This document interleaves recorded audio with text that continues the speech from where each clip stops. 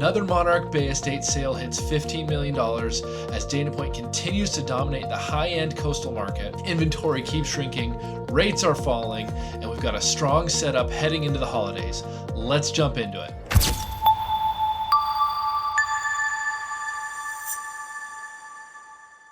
That's right, the high sale of the week this week was 130 Monarch Bay Drive that sold for $15 million. This home was originally listed for $19.9 million back in 2023, went through a few listing agents, and now found its buyer and just sold for $15 million.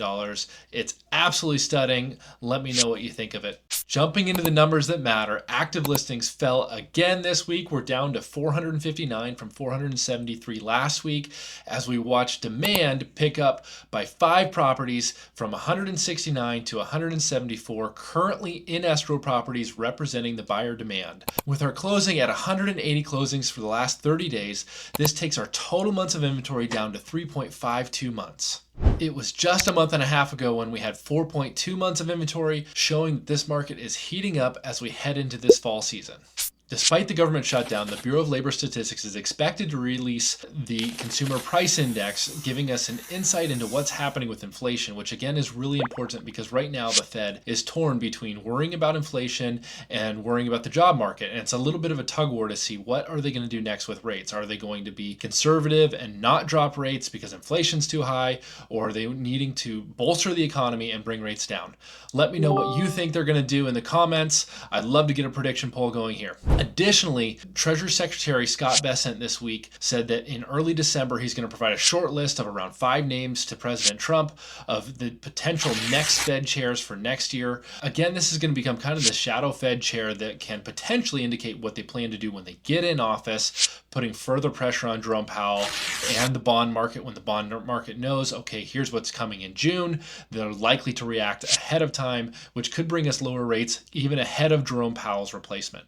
As of today, the 30-year average mortgage rate is down again at 6.22%, which is hovering near the 3-year low that we saw a little over a month ago when it dipped down for one day to 6.11. And the 10-year Treasury rate is down to 3.98 today. So we're seeing that we just broke through the 4% barrier that we keep hitting. We'll see if we get to stay under it this time. Hopefully we do. Again, keep an eye out as we're going to see a lot of announcements here in the next 10 days. This week's deal of the week is 1302 Vista Prado. It's a beautiful home in Reserve West in San Clemente, an extremely desired gated neighborhood. It's a 5-bedroom, 4-bath, 3261 square feet that's been updated with La Catina doors, Taj Mahal quartzite counters, and all the finishes. Let me know what you think of it. It's listed at 2.575. I expect this one's going to sell fast. If you have any questions or want to get a private tour, go ahead and hit me up. Last week was tax day if you filed an extension on your personal taxes, so I want to take a quick minute and talk about one of the biggest questions I'm hearing right now around capital gains tax.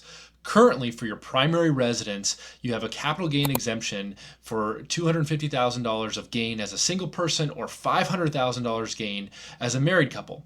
There is a proposed act, that is More Homes on the Market Act, that is proposed federally that is designed to take that from $250,000 and $500,000 to $500,000 and $1 million, because I believe it was 1986 when they last amended the amount of the capital gain exemption for your primary residence. So what could this mean for the real estate market? Well, it could definitely open up a lot of listings where people in our area have been in their home for a long time and simply aren't selling because of capital gains tax.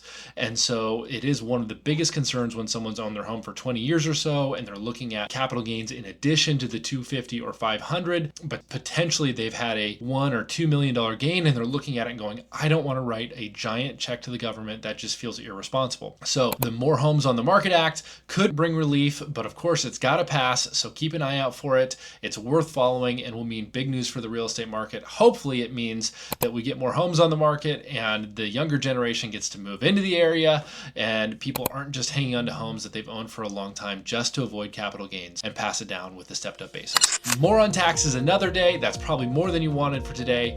Have an amazing week. If you have any questions on any of the things we covered today, or again want a private tour or to talk strategy for your real estate plans for next year, now's the time to start thinking ahead. Feel free to reach out to me. Click subscribe or follow along if you find this enjoyable at all. I look forward to seeing you next week.